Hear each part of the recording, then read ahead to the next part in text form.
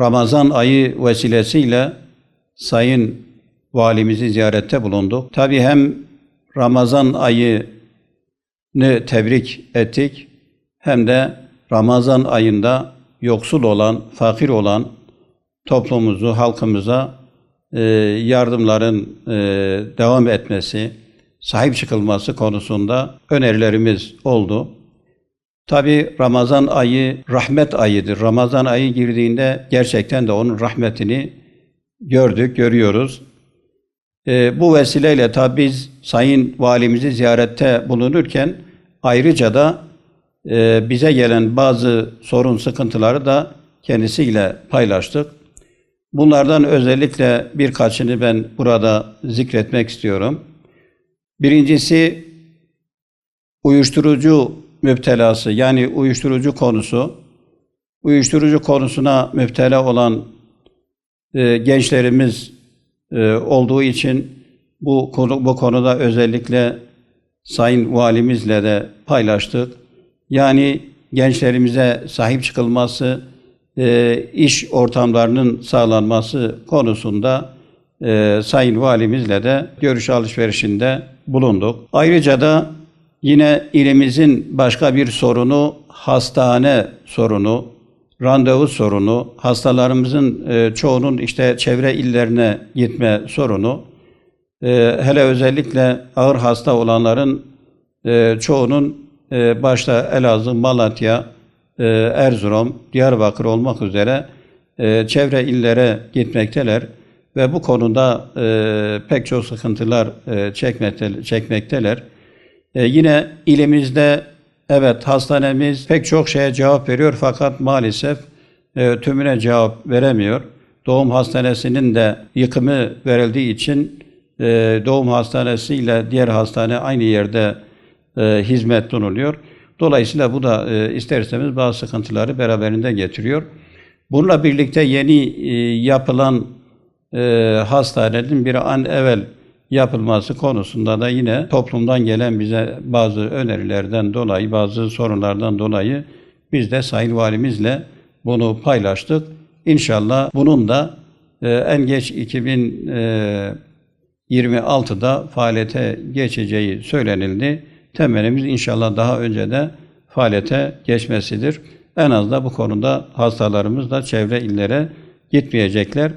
Yine bu hastanenin araştırma hastanesi olarak yapılması konusunu biz yine Sayın Valimizle görüştük.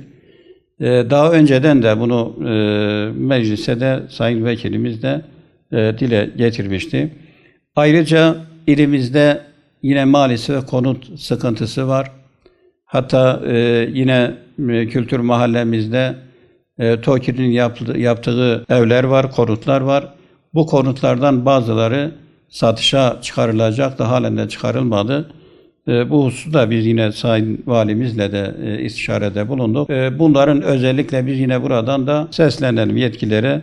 Yani bir an evvel bu konut satışlarının yapılması, konutlarının satışa çıkarılması ve en az da bu vesileyle yine insanlarımız, kirada olan insanlarımız en az da bir nefes alabilsinler.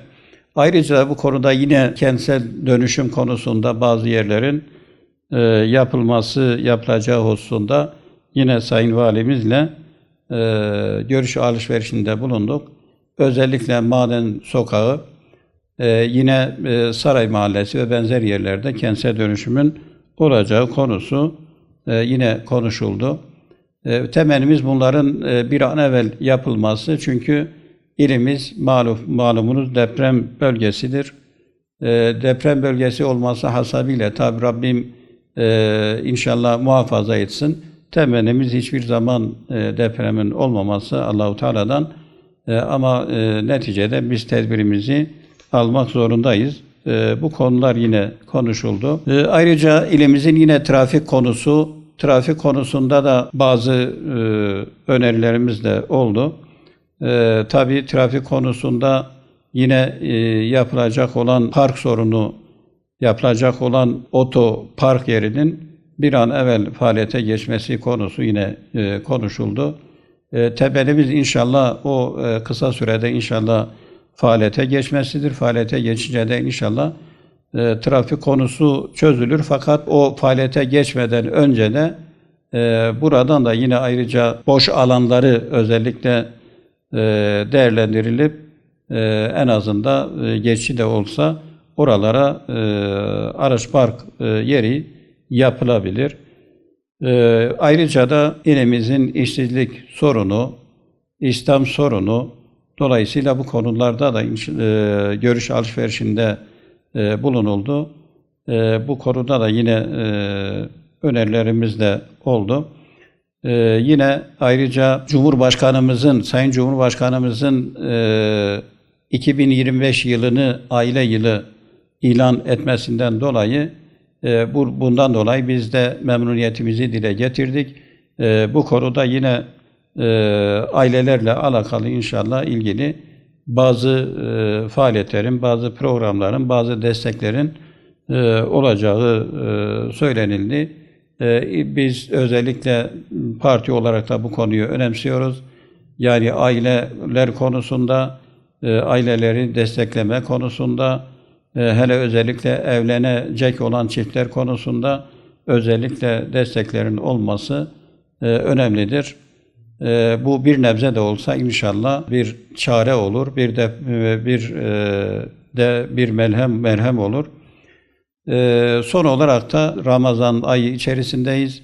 Tekrardan tüm milletimizin, halkımızın Ramazan ayını tebrik ediyorum. Ve yine başta Gazze, Filistin ve yeryüzündeki bütün Müslüman kardeşlerimizin Ramazan ayını da tebrik ediyorum.